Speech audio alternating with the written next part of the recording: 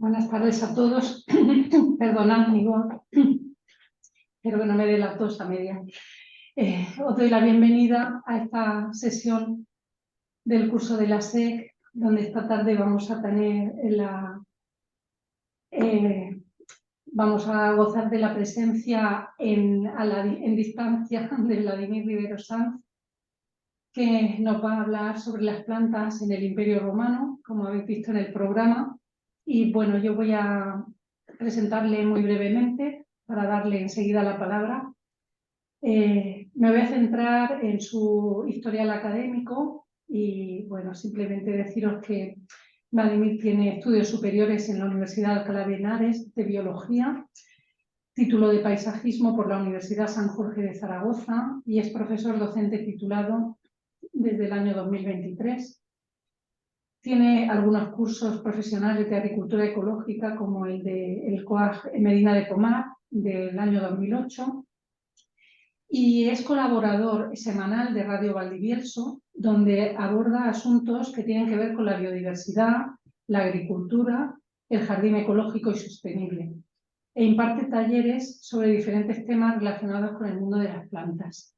Bueno, en este caso va a unar esa temática sobre las plantas, la naturaleza y lo que a nosotros nos atañe más directamente, que es el Imperio Romano. Seguro que nos va a ilustrar sobre cosas que desconocemos y va a despertar nuestro interés y nuestra curiosidad para profundizar más y seguramente en otras ocasiones sucesivas siga instruyéndonos con su ciencia. Bueno, pues sin más dilación le cedo la palabra y bueno, le doy la bienvenida de esta forma tan peculiar, ¿no? En estos tiempos que corren de distancias casi obligadas. Muchas gracias, Vladimir. Es tuya la palabra. Buenas tardes a todos, ¿cómo estamos? Encantado de estar aquí. Ante todos, vamos a hablar un poquito de Roma y de plantas, que es lo que me gusta a mí. Charo ha dicho que soy paisajista, efectivamente. Me he ganado la vida con las plantas durante muchísimos tiempos. Pasa que yo creo que no todo el mundo tiene una sola etiqueta que le defina, yo tampoco. Me pasa un poquito como a Plinio, que luego hablaremos de Plinio, que era escritor, era militar, pero al final tiene una vocación naturalista inmensa y gracias a él pues tenemos un montón de tratados botánicos. Pues a mí me pasó un poco de esa manera. Yo sí de una vocación paisajista, pero tengo más de una y una ya es la historia. Entonces, cuando a ambas, llega un momento que la mera información botánica pues no te termina de completar, te falta información, que puede ser, por ejemplo, en qué momento llegaron las plantas a Occidente, que son las que nos rodean y las que me pillan más cerca, lógicamente. Pero ya no solo en qué momento llegaron, qué usos se le daban, ya fueran medicinales, comestibles, utilitarios, el que fuera. Entonces me di cuenta de que muchos de esos usos estaban totalmente abandonados o eran totalmente distintos a los que ahora recurríamos. Entonces creí que era necesario recopilar toda esa información y me dediqué, obviamente, a profundizar en textos antiguos y sacar de esos textos todo lo que atañía a las plantas. Bien, tarde o temprano terminaba en Roma. Entonces me di cuenta que en Roma había un filón y que fue un punto de inflexión en la historia de Occidente tan grande en el mundo de las plantas que convenía ampliarlo. Bien, entonces hoy lo que haré será transmitiros parte de ese conocimiento que he ido acumulando para que yo creo que os cambiará un poquito la imagen que tenéis, a lo mejor no de Roma, pero sí de las plantas, que lógicamente no voy a hablar de plantas raras, ¿eh? Me he intentado centrar en aquellas que sé que son más familiares, ¿vale? Para que no perdáis interés. Si empiezo a hablar de variedades muy extrañas, pues lógicamente perderéis un poquito el hilo, pero veréis que son plantas que desde la época romana están aquí y veréis y os sorprenderá lo que eran capaces de hacer con ellas. Entonces, yo voy a compartir pantalla aquí y vamos a ver qué sale por aquí. A ver si lo he hecho bien. Imagino que lo estáis viendo. Vale, vale, perfecto. Entonces, vamos a ver. Play. Bien, esto es un ejemplo. Estos son plantas que llegaron mucho más tarde. en la época medieval. Pero es un ejemplo que yo siempre pongo a mis alumnos del gran desconocimiento que tenemos. Y si tenemos ese gran desconocimiento de las plantas que estaban ya, que llegaron en la época medieval, imaginaros las que llegaron en la época romana. Así que yo cuando pongo estas 4 fotos, por ejemplo, suelo preguntar a la gente, a mis alumnos, digo, a ver, ¿de dónde vienen estas plantas? Y las respuestas más habituales es el kiwi de Nueva Zelanda, el café de Colombia, el té de la India y el plátano de Canarias o de África. No sé si vosotros estáis de acuerdo con eso, ¿vale?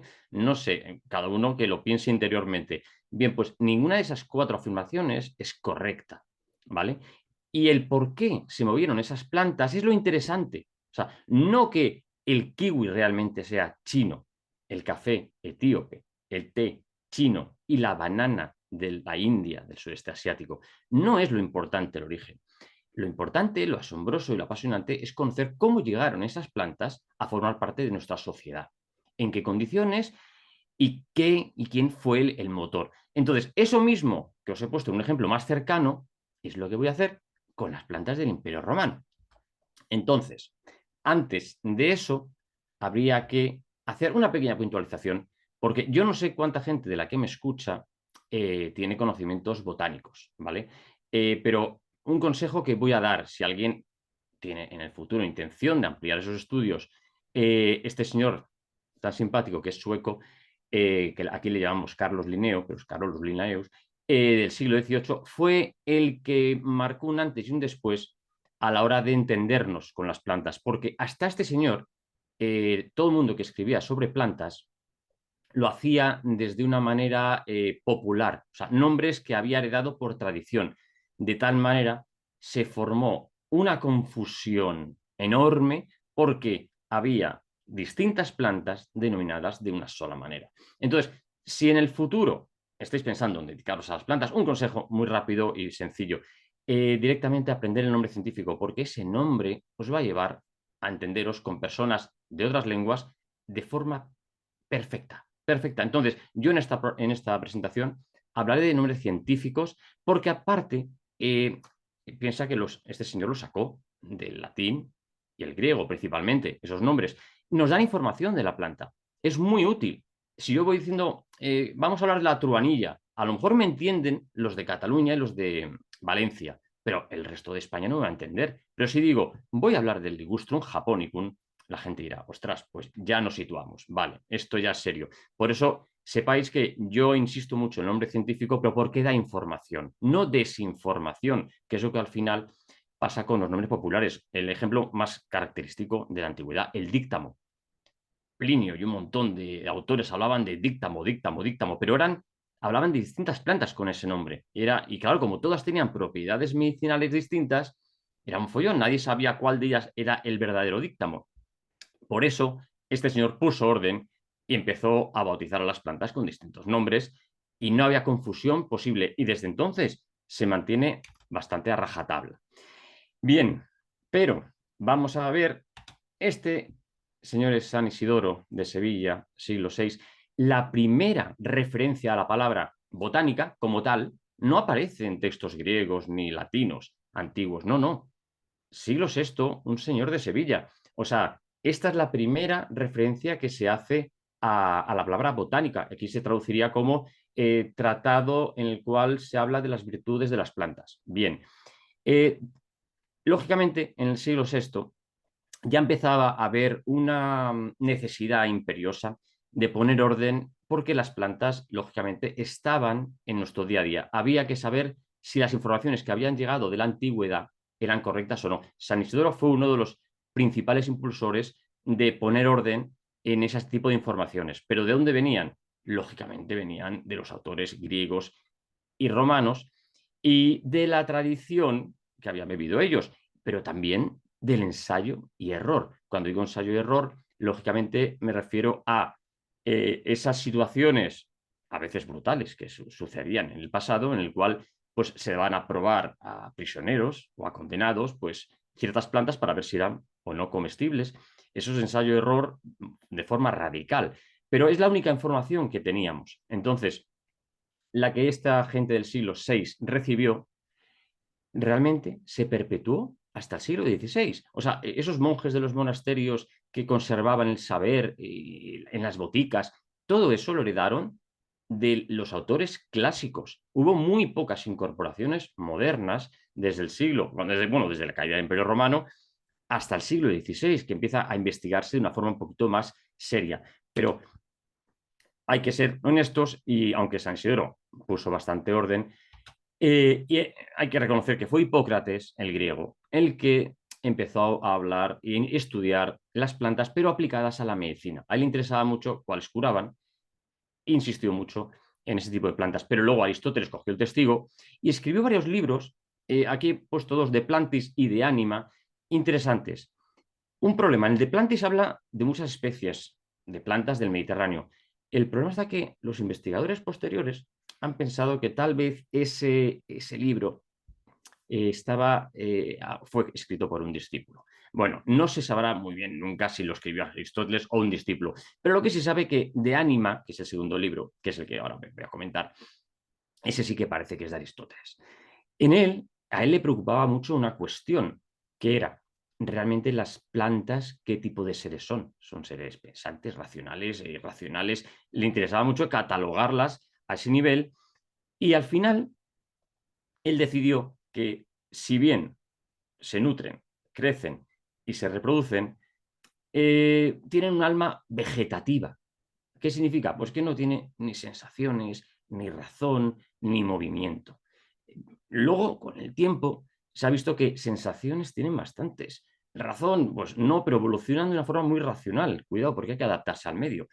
Y movimiento, más del que imaginamos, ¿vale? Pero claro, esa visión de Aristóteles es la que perduró desde época griega, pasando por la romana, hasta la medieval. Si aceptamos que una planta no tiene sensaciones, ni razón, ni movimiento, no cuesta mucho cortar un árbol, ¿verdad?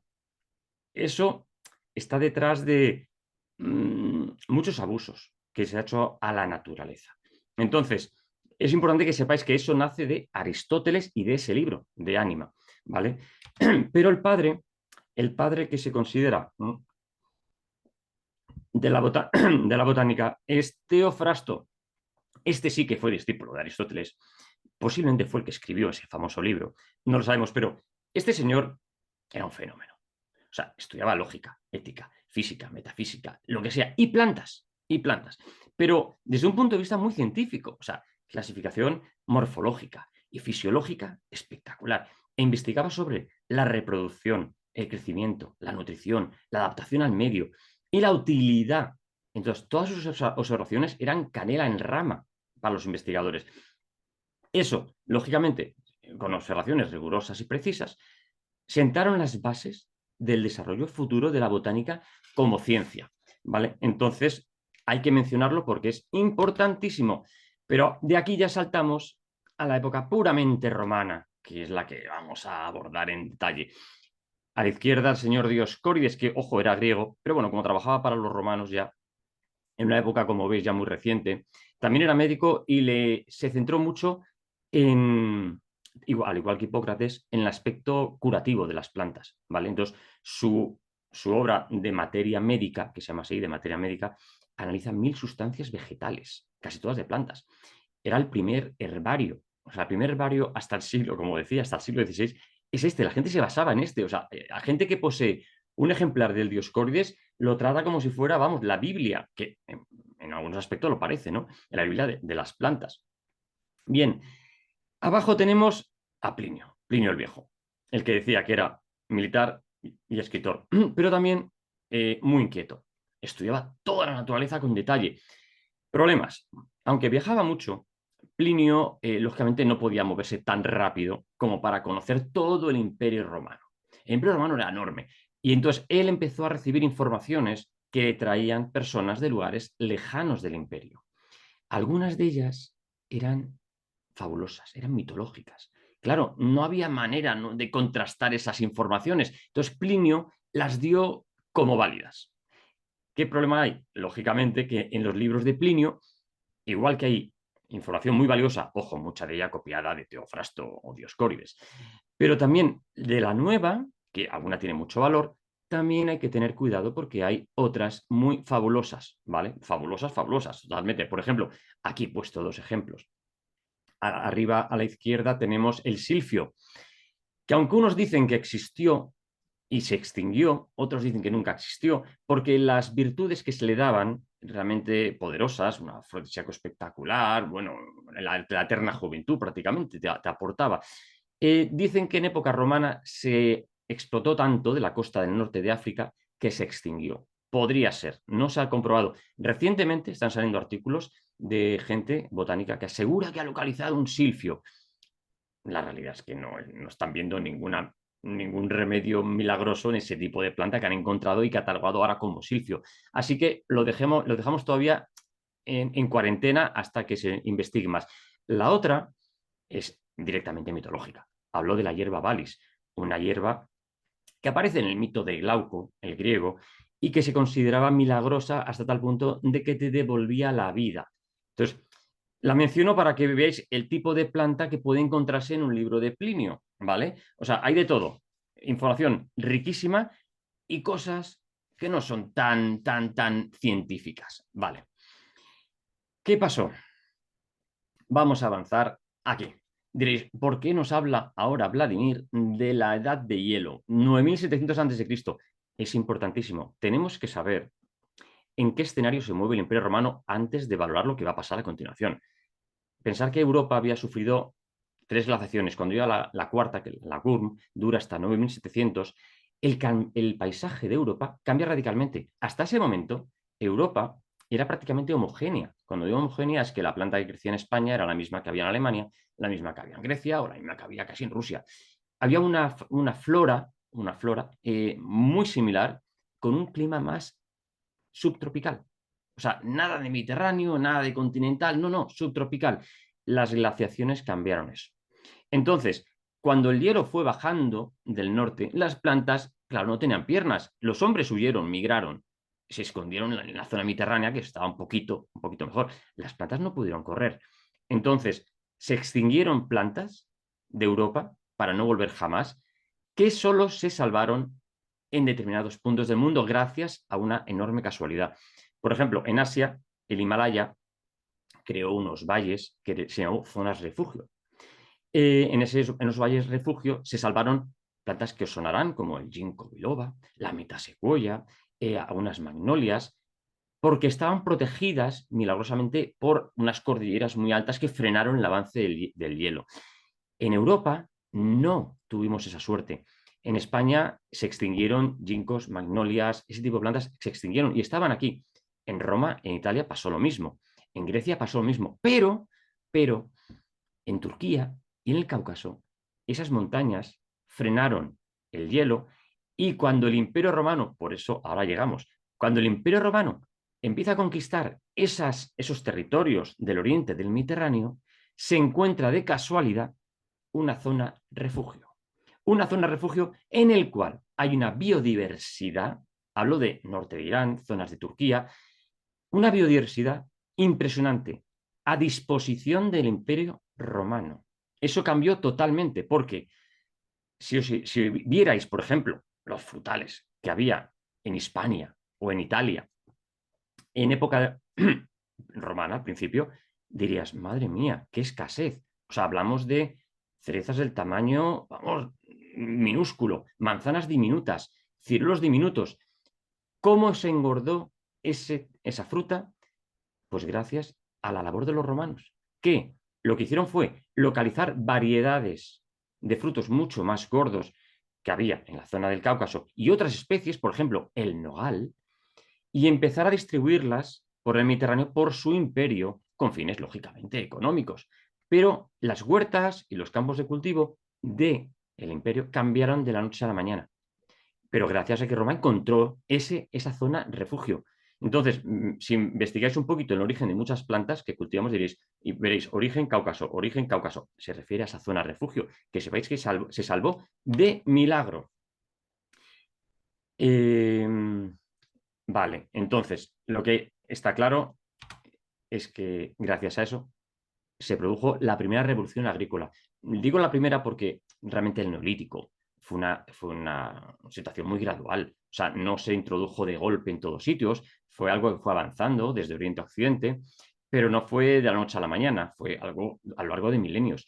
Pero es que esta revolución agrícola fue sí, casi se podría decir de la noche a la mañana, porque Roma, vamos a ver, todo el mundo recuerda a lo mejor batallas, frases célebres de emperadores, pero realmente Roma dependía del sector primario, dependía de las plantas.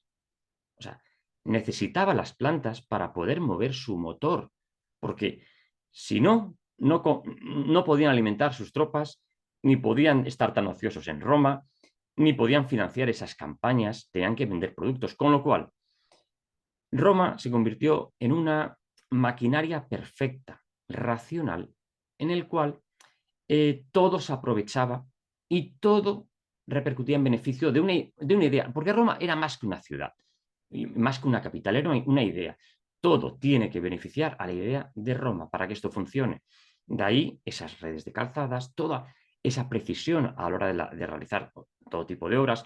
El otro día me estuve leyendo perdón, que la garganta me falla.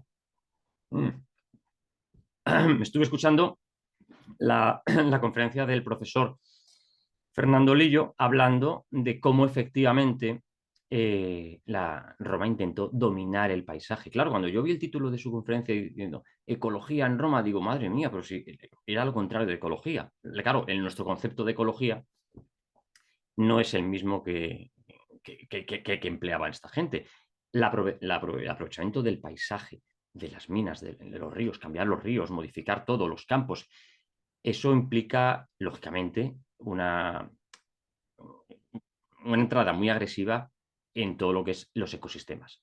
Eso lo hizo Roma, ¿vale? Hasta ese momento, las sociedades que no estaban prerromanas se mantenían bastante fieles a una sociedad neolítica en la cual no había mucho trasiego de mercancías, se aprovechaba el entorno. No. A partir del momento en que Roma, por ejemplo, invade Hispania, las mercancías que se cultivaban por orden ya de Roma, por en territorios de Roma, estaban orientadas a alimentar al imperio, a viajar, ¿vale? Pero claro, a la hora de preparar esta charla he tenido que meter tijera porque una cosa son las plantas con importancia económica para Roma, otras son también con importancia militar, que también las hubo, otras la ornamental, que en los jardines también sufrió un gran avance, y luego estaban las plantas, cómo utilizaban esos usos y costumbres que le daban a las plantas, que tenían que ver muchas veces con su religión. Entonces, os voy a hablar otro día, os hablaré, si hay ocasión, de esa revolución agrícola, esas ventajas económicas que aportaron los cambios de la revolución agrícola, pero hoy os voy a hablar más de esas plantas asociadas a las tradiciones que han perdurado hasta ahora, aunque no lo sepáis, o se han transformado en otra cosa y al final no tienen mucho que ver con lo que idearon los romanos. Entonces, a mí me surgen a veces unas preguntas, ¿no? ¿Qué es más importante para las personas? ¿Mantener las tradiciones sí o sí, sin cuestionarlas, o profundizar en sus orígenes? Claro, es que cuando profundizas en sus orígenes, y lo vais a ver en esta charla, tal vez no veáis igual la tradición, porque quizá no tenga tanto sentido, ¿vale? Entonces, sabiendo y aceptando que los romanos eran prácticos y que aprovechaban todos los recursos a su alcance, todos. Vamos a hablar ejemplo por ejemplo para que lo veáis claramente y empezaremos con esto y nos metemos en harina. Por cierto, meterse en harina. No sé si lo sabéis, pero la palabra harina, que viene de farina, que se ha conservado en catalán, por cierto, la farina. Harina viene de farro. Farro era uno de los nombres de una variedad de trigo de la cual se elaboraba harina. O sea, para que veáis, meterse en harina, meterse en el trigo. Bien, vamos a empezar en orden. La conocéis. La de arriba, Nerium oleander. ¿Lo veis? Pongo nombres botánicos, ¿vale? Para que veáis la información que os decía. Oleander te viene a decir que su hoja parece a la del olivo, más grande, pero parece a la del olivo. Entonces, le daban ese tipo de información extra que ayuda a memorizarla. La adelfa. La adelfa, ¿para qué lo utilizaban los romanos? No se podía comer. Obviamente, es una de los arbustos más venenosos que tenemos en nuestros jardines. Y curiosamente, os sorprenderá saber que es de las más comercializadas y la más exportada a Europa desde España. O sea, siendo planta hipervenenosa, es la que más se vende, tiene mucha fama por las flores, pero extremadamente tóxica. Entonces dirás, ¿pero qué utilidad le pueden dar los romanos a algo tóxico? Precisamente, pues algo tóxico, ¿de qué nos puede servir? Pues de matar ratas, por ejemplo. Eliminar las plagas de las huertas, simplemente pinchando unas estaquitas en la tierra. Y luego las hojas maceradas, como crece pelo. ¿Quién lo hubiera pillado, verdad? Yo hace 20 años. O esas ramitas elásticas, que quien lo ha tocado en Adelfa sabe que son muy elásticas, las empleaban para hacer cestos. ¿Ves? Todas esas 4 utilidades que os he dado están totalmente en desuso. Nadie se acuerda de eso. Pero los romanos lo sabemos, gracias, lógicamente, a todos esos textos que me he tenido que leer, en los cuales lo mencionan. Eso es muy importante. Pasamos al siguiente, Celtis australis, que dirá la gente, no lo conozco de nada, no lo he visto. Pues estáis hartos de verlo. Es un árbol mediterráneo, 100% mediterráneo. Lo conocen también como latonero o lodón, ¿vale? El caso es que este árbol es aprovechamiento integral, lo que decía, romanos, prácticos, lo aprovechan todo. Pues de este árbol lo aprovechaban todo. La hoja para el ganado, el fruto es comestible. O sea, el fruto no solo está exquisito, que nadie lo come. La pulpa está exquisita, tiene una semilla dentro que gracias a la prensa romana, otro de los avances agrícolas que veremos otro día, cuando hablemos de la revolución agrícola, se extraía aceite y de la madera se utilizaba siempre para hacer herramientas porque era muy, muy dura. ¿Vale? Entonces, Celtis australis, ejemplo de árbol que ahora se ha ignorado y solo usa como árbol de parque, pero hemos perdido esa esencia, ¿no? El por qué lo cuidamos tanto en su momento. Bien, pasamos a un peso pesado, la higuera. La higuera. La higuera, para que os hagáis una idea. Bueno, Cárica viene de que proviene de Caria. Caria es una zona de Turquía, ¿lo veis? Zonas de Turquía, Cáucaso, de esa zona los romanos, la higuera la trajeron los romanos. De hecho, bueno, primero la trajeron a Italia. La higuera es uno de los primeros árboles cultivados por el hombre, o sea, por el hombre. Y los romanos aseguraron que Rómulo y Remo mamaron de la loba bajo la sombra de una higuera. Bueno, mitología, pero para que os hagáis una idea de que la asociaba mucho a sus mitos. Pero sobre todo, en la simbología que tenía era la fecundidad. Era la fecundidad. Y diréis, ¿pero por qué? Fijaros un detalle. La higuera, raro es el mes que no veis frutos en sus ramas, ya sean brevas o higos. Tiene fruto. Prácticamente está siempre generando fruto. Eso, lógicamente, equivale a la fecundidad máxima. En zonas tropicales está 24 meses lleno de higos, ¿vale? Lógicamente. Pero eso hizo que se asociara a dioses como Baco o la diosa de los casamientos, Juno. Entonces, en las bodas de los romanos se regalaban cestos de higos como símbolo de fecundidad, se hacían collares con higos secos ensartados, porque ya formaba parte del ritual. La fecundidad había que simbolizarla de alguna manera. El higo estaba para eso. Ellos no tenían ni idea tampoco de cómo se fertilizaba el higo. Lógicamente, nadie ha visto flores de higo, ¿verdad? Pero claro, no quiero extenderme con el mundo de la higuera porque es muy complejo, pero que sepáis que tiene su misterio y algún día tendremos ocasión de ampliarlo. Pero que sepáis que los romanos, aparte de todo eso, se comían las hojas. Y diréis, ¿cómo es posible? Pues sí, es que las hojas de la higuera se comen. ¿Cómo? Dejándolas secar. Las dejas secar al sol, tranquilamente. Luego, cuando están totalmente secas, las aprietas bien, haces una especie de polvito, como si fuera orégano, y aderezas platos. De esa manera es comestible perfectamente, ¿vale? Entonces, tenerlo en cuenta, si os apetece, podéis probarla, pero no en crudo, sino seca. Toda esa fama que tenía en Roma giró radicalmente, hubo un giro de guión brutal y se convirtió en un árbol funesto, funesto, a raíz de, pues, San Mateo 21. Cristo maldijo a la higuera. Encontró una higuera que no daba fruto y la maldijo. Hay muchas teorías de por qué maldijo Jesucristo a la higuera, pero lo que es real es que a partir de ese momento, la sombra de la higuera, a lo mejor si vivís en zonas rurales lo habéis escuchado, la sombra de la higuera está considerada, al igual que la del nogal, como algo peligroso. Peligroso. Hay científicos que lo han estudiado, no hay nada de cierto en eso. Es más fría de lo habitual, correcto, pero en ningún caso es mortífera, ¿vale? Pero eso forma parte de la superstición, que luego lo iremos viendo, las supersticiones que van siendo añadidas a las plantas innecesariamente para intentar explicar ciertas cosas.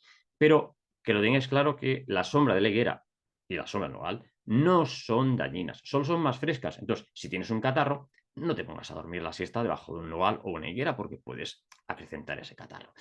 Un último detalle sobre la higuera interesante. Hay una anécdota que tiene que ver con Octavio. A Octavio en un templo en Tarraco que le dedicaron, un día los sacerdotes le mandaron un mensaje diciendo milagro, milagro, en su templo ha crecido una higuera en el altar. Entonces Octavio, que no era tonto, les dijo, hombre, eso es que quemáis poco incienso en mi altar. Como diciéndoles, es que no estáis haciendo el mantenimiento para que crezca una higuera que no os hayáis dado cuenta, es que no entráis ni en el templo.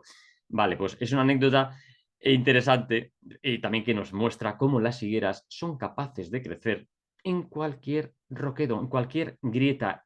Esa capacidad de regeneración también tiene que ver mucho con esa asociación con la fecundidad, de yo crezca donde crezca, doy fruto, ¿no? Bien, hemos hablado de incienso y yo ahí abajo he puesto un par de inciensos. Y es que los inciensos formaban parte de la vida de los romanos a nivel global. Todos los templos de todos los griegos, dioses, y mira que había dioses en Roma, a todos se les quemaba incienso. ¿Vale? Por problema, la boswellia sacra, que es el árbol, no crece en el Mediterráneo. No crece. Y eso que la reina Hatshepsut, aquí la veis, dinastía 18, intentó, porque los egipcios, antes que los romanos, ya quemaban incienso. Usaban el incienso no solo para eso, sino para más ritos, ¿no? Entonces, claro, como había tal dependencia del incienso y gracias a Plinio, que habla de la Arabia Félix se está refiriendo a una zona de Arabia feliz, en el cual 300 familias se encargaban del cultivo y la extracción de la resina con la que se forma el incienso y que luego se quema, que es una resina de un árbol. Bien, perfecto.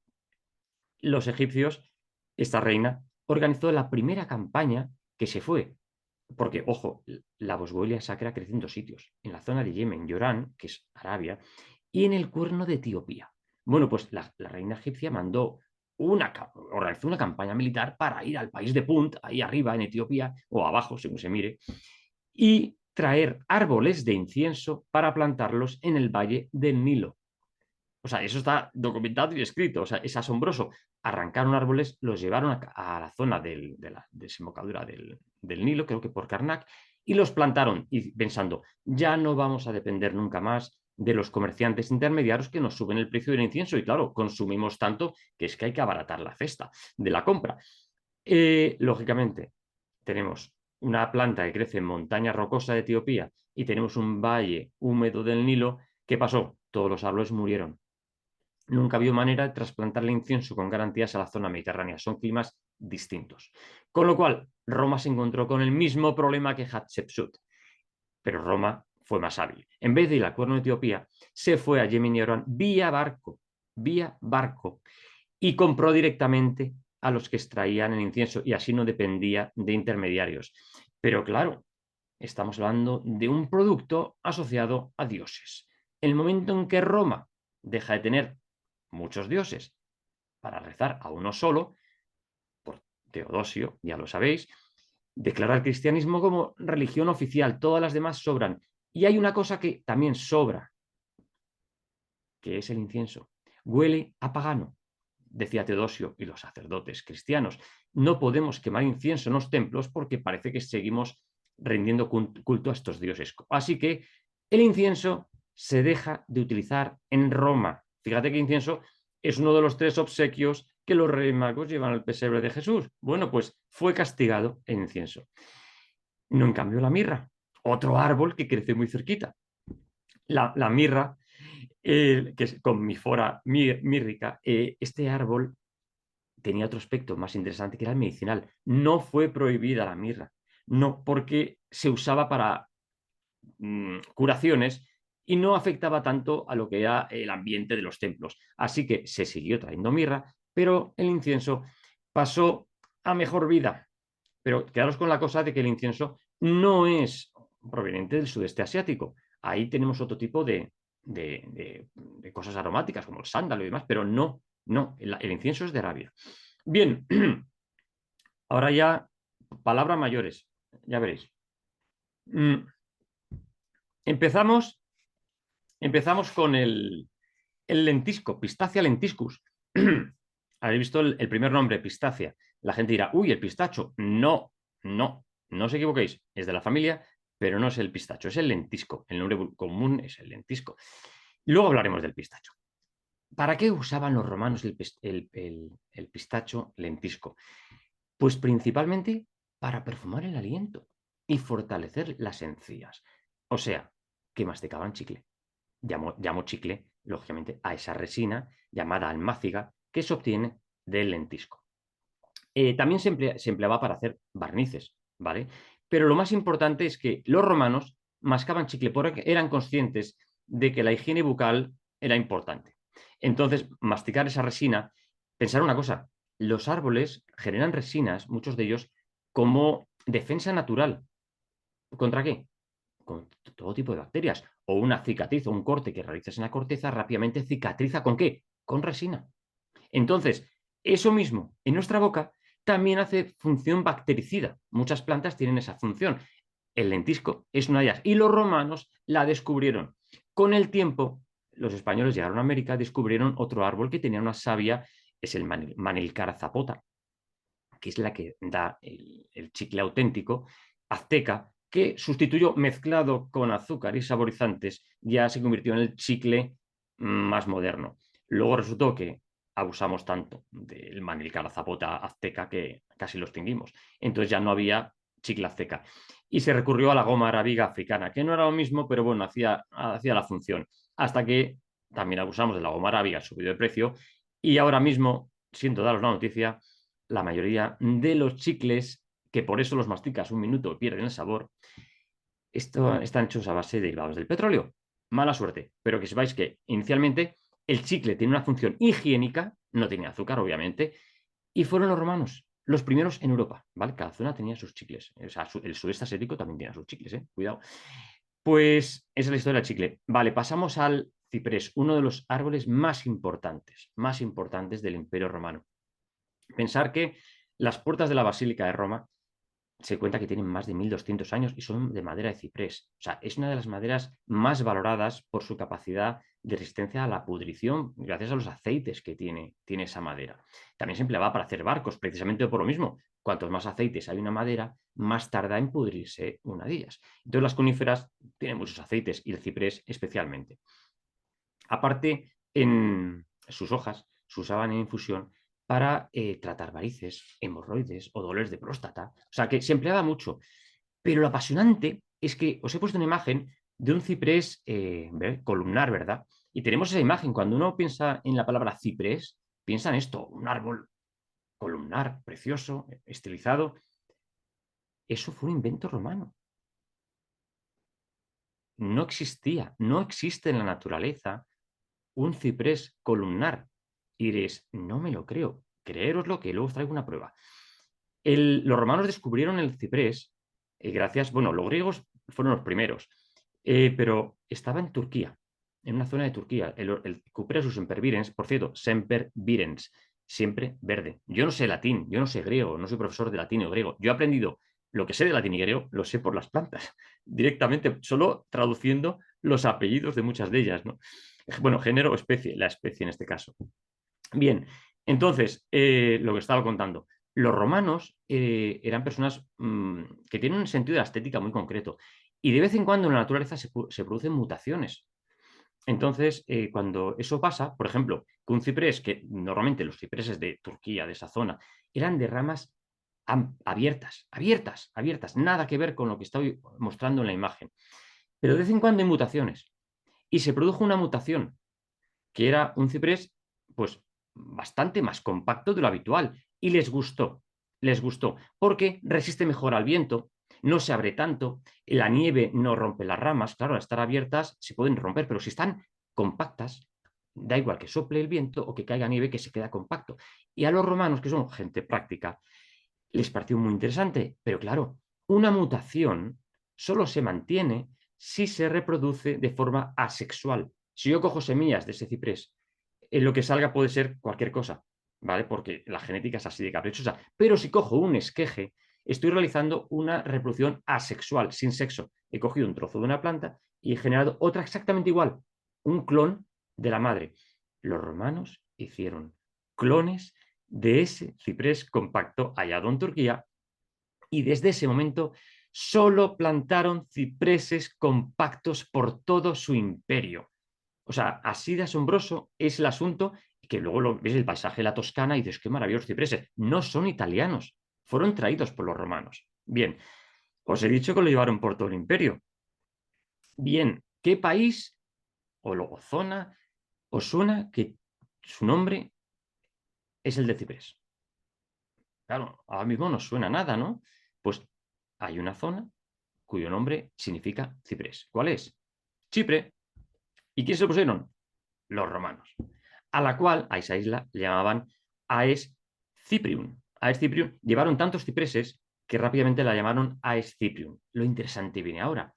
De Chipre, los romanos sacaban mucho metal de cobre. De la isla de Aes Ciprium, y luego el árbol se llamó Ciprum, salió el cuprum, que era el metal de Chipre. Chipre significa ciprés, cobre significa ciprés. Cuprum, cuyo símbolo químico es Cu, significa ciprés. Ciprés era el metal que salía de la isla del ciprés, tal cual. Para que os hagáis una idea de la huella del ciprés a esos niveles, que ya bautiza hasta metales. Bien, más cosas. El Plinio, sabemos gracias a Plinio que cuando nacía una hija, los padres solían plantar muchos cipreses, con intención de que, como tiene tanto valor la madera de ciprés, cuando la chica se casara, cortaba los cipreses y vendía la madera. Bien, esa costumbre no acabó, esa costumbre se ha perpetuado. O sea, yo en vida, hace pocos años, he conocido todavía personas de zonas rurales que cuando nace una hija plantan, en este caso ya no plantan cipreses porque van muy lentos, plantan chopos. Ahora los modernos plantan paulonias. En China plantan paulonias cuando nace una hija todavía.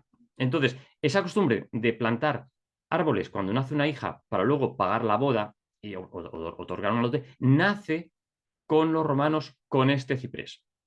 Bien, os he dicho que es una madera muy resistente, tanto que se convencieron de que el cetro de Júpiter tenía que ser de ciprés. Bien, pues esa costumbre de que, digamos, un bastón de mando, un cetro, era símbolo de autoridad y de madera de ciprés, que el martillo de ciprés se convirtió en un símbolo de tal autoridad que dictaba sentencia en la Edad Media gracias al cetro de Júpiter.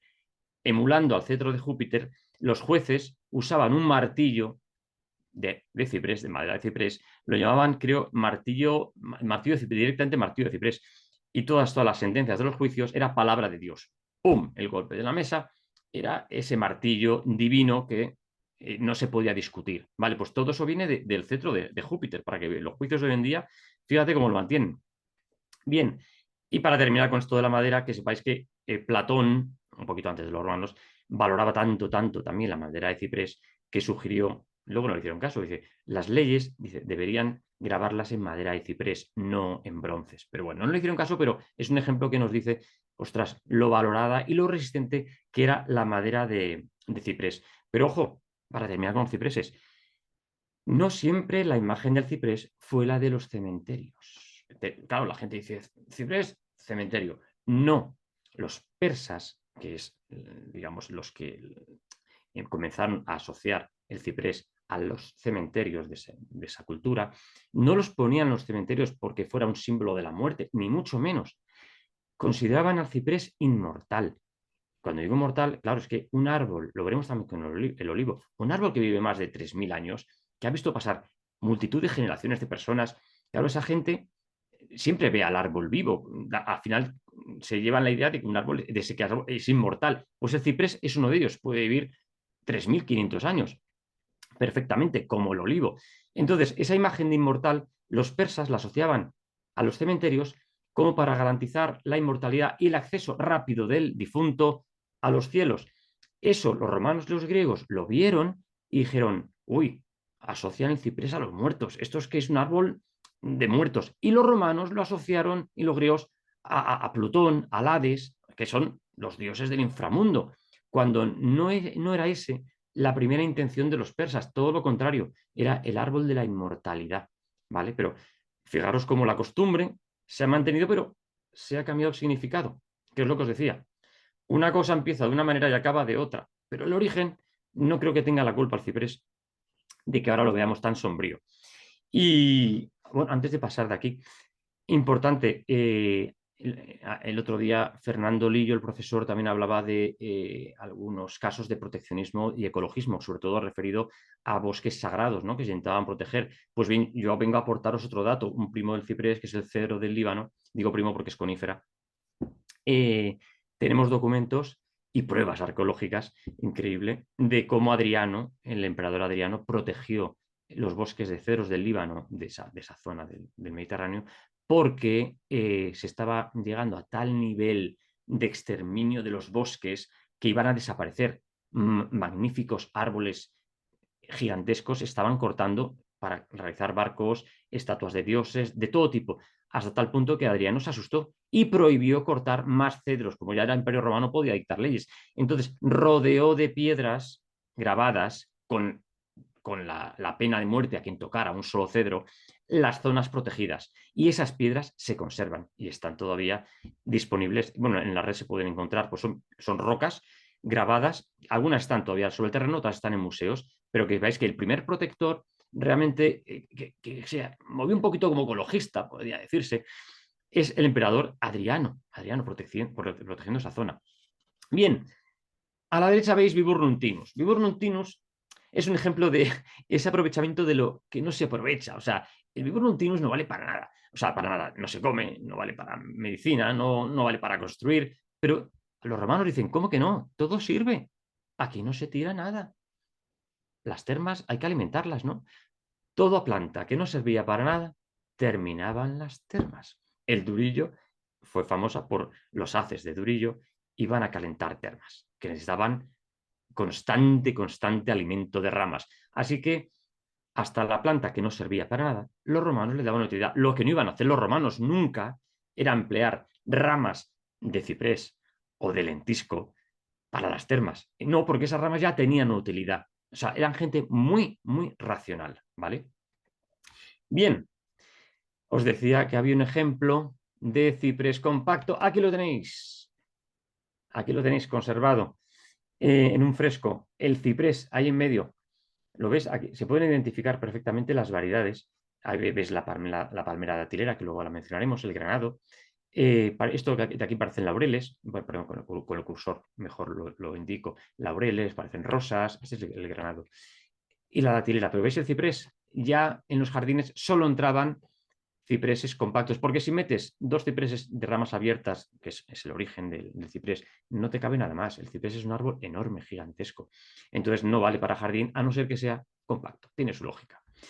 Bien, de ahí pasaríamos al granado. Granado.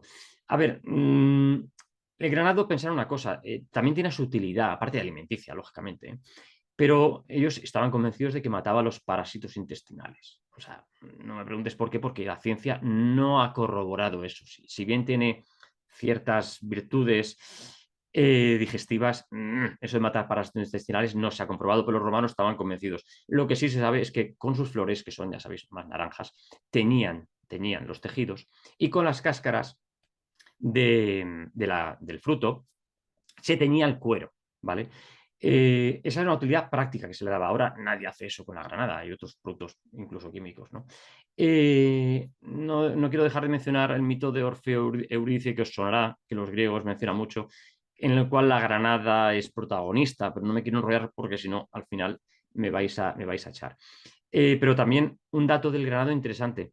Durante la Edad Media se discutió mucho, y luego lo veremos, sobre qué árbol realmente fue el árbol del paraíso. Sí, sí, tal cual os lo digo. Uno de los candidatos fue el granado. ¿Pero por qué? Porque simbolizaba como la sangre, ¿no? ¿Sabes? Ese zumo de granada recuerda mucho la sangre y les parecía un árbol con bastante misticismo. Pero bueno, tiene muchos mitos asociados la granada. Incluso decían que muchas novias romanas arrojaban granadas al suelo con mucha fuerza. para ver si al romperse salían algunos granitos. Si salían 2 o 3 granos, significa que iba a tener dos o 3 hijos. Si no sale ninguno, pues que no iba a tener descendencia. Pero son supersticiones, ¿no? Pero lo traigo aquí para que lo tengáis.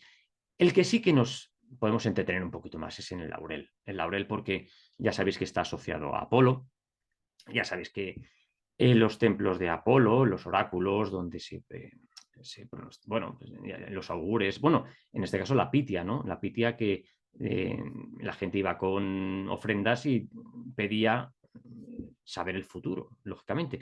Entonces hay mucha discusión sobre si la sacerdotisa en cuestión masticaba hojas de laurel o quemaban hojas de laurel y con esos aromas profetizaba después cualquier cosa, ¿no? Y luego lo interpretaban tranquilamente. El caso es que un detalle, el laurel, aunque lo usamos en el arroz, al calentarlo y cocinarlo, no pasa nada en el arroz. Es inocuo prácticamente y da sabor. Pero en crudo es tóxico. El laurel es tóxico. Si tú masticas una hoja de laurel más de un minuto, ¡oh! No lo recomiendo. O sea, me extraña que realmente masticaran hojas de laurel. Me encaja más lo del humo. Lo del humo porque puede llegar a adquirir cierto grado de alteración de la conciencia, ¿no? Eso me suena más droga. Pero lo de masticar hojas de laurel, cuidadito que lo veo complicado. Lo veo complicado, pero lo que nos importa ahora es que era el símbolo de la sabiduría y la victoria. ¿Veis? El SPQR de los romanos, el águila romana, el laurel rodeando al águila. Eso es lo que nos importa. Ese simbolismo, ¿vale? Porque igualmente el laurel como sabiduría lo veréis asociado a poetas o a guerreros por el tema de la victoria, pero a emperadores como victoriosos y sabios, ¿vale? Luego la diferenciaremos de la corona del olivo, cuidado, que tiene sus cositas. Pero, bueno, los estudiantes, imagino que alguno nos está escuchando, pues esa frase, esa expresión de un estudiante laureado, ¿no? Pues se refiere a eso. Alguien que ha alcanzado la sabiduría en el estudio, pues le daba una corona de laurel, no de olivo. El olivo es otra cosa. Ahora veremos por qué. Pero tiene que ver siempre relacionado con Apolo, al cual veis aquí persiguiendo a la pobre Dafne, ¿vale? Que se convirtió en laurel para escapar del libidinoso dios. Curiosamente, el Dafne actual, el arbusto que se llama Dafne, no es un laurel. O sea, es increíble. Hay un pequeño fallo se lo voy a perdonar, pero un pequeño fallo de Carlos Linneo. Llamar Dafne a un arbusto que no es un laurel, cuando Dafne significa en griego laurel. Pero bueno, que sepáis que Dafne se convierte en laurel para huir del dios Apolo. Pero bueno, el carácter profético del laurel era importante. Hasta tal punto que mucha gente que quería, a lo mejor que no podía viajar al oráculo de Delfos y quería adivinar en sueños su futuro, pues se metía hojas de laurel en la almohada o en la cama, ¿vale? Para soñar con su futuro. Superstición, ya os lo digo. Los adivinos o los que iban andando adivinos, imagino que iban de pueblo en pueblo, siempre se les identificaba porque iban también con una corona de laurel, que digo yo, también podía ser un poeta, ¿no? Pero bueno, imagino que su aspecto ya encajaba más con lo de adivino. Pero lo de la victoria que os decía, ese símbolo de la victoria, se significa, por ejemplo, cuando Escipión entra en Cartago victorioso, Escipión enarbola 2 plantas, la palma de la datilera y el laurel de Apolo, el de la victoria, ¿vale? Entonces, ese símbolo está siempre, siempre asociado. Cuando un general romano obtenía una victoria en el campo de batalla, enviaba una carta a través de las calzadas a toda pastilla hacia el Senado. La carta iba atada a una rama de laurel. Sin abrirla, los del Senado sabían que había habido victoria. Solo por la rama de laurel. Era una forma de decir, lo que hay ahí dentro son buenas noticias. Victoria. Bien. Fantástico. Pero claro, las procesiones en honor a Apolo implicaban mucho trasiego de ramas de laurel. Y esa costumbre pagana era difícil de erradicar. Cuando llegó el cristianismo, tenía varias opciones. Pues al final dijo, pues será mejor que integremos esto de alguna manera y le demos una vuelta, lo reciclemos. Y ahí es cuando se genera la tradición de la bendición del ramo. En Domingo de Ramos, yo lo he visto como casi todo el mundo, sobre todo en zonas de interior, llevan ramas de laurel. Todavía. Y eso viene de las procesiones de Apolo. ¿vale? Que fueron cristianizadas, fueron recicladas. La palabra es reciclar, porque es más fácil reciclar que destruir, en este caso, una tradición tan milenaria. Ojo, es que son muchos siglos adorando a los dioses, claro, eso no se borra de la noche a la mañana, ¿vale? Entonces, luego también para obtener un tipo de augur a la gente a modo casero para saber si una cosecha iba a ser buena o mala, pues también quemaban hojas de laurel en la hoguera. Entonces, si crepitaban es que iba a haber buena cosecha, si no crepitaban iba a ser un desastre. O sea, a ese nivel de superstición llegaba, pero ya estáis viendo que la asociación de plantas con las costumbres y los ritos es impresionante. O sea, a una planta se la exprime al máximo, ¿vale? Bien, de laurel vamos a pasar a ver, ¿cuál es este? Bien.